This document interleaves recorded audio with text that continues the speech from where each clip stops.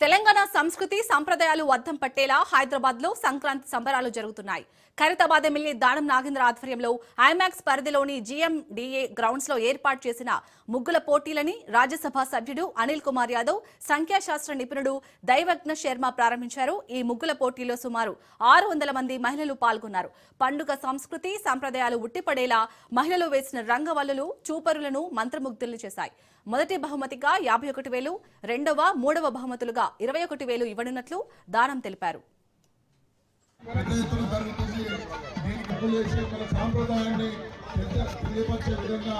కార్యకర్త సోదరులు నాయకులందరూ కూడా ఇంటికి రావాల్సింది.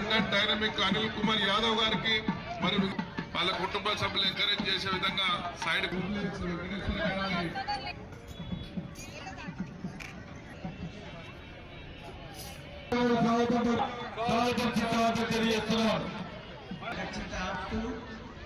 యశస్సు కలిగేటువంటి అవకాశం ఉంది. ఇవాళ పెద్దలు దానం నాగేంద్ర గారు సత్కారం చేయడం సంతోషంగా ఉంది.